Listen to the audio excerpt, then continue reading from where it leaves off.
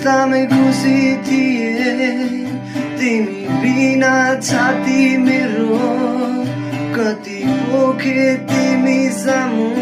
समर्पण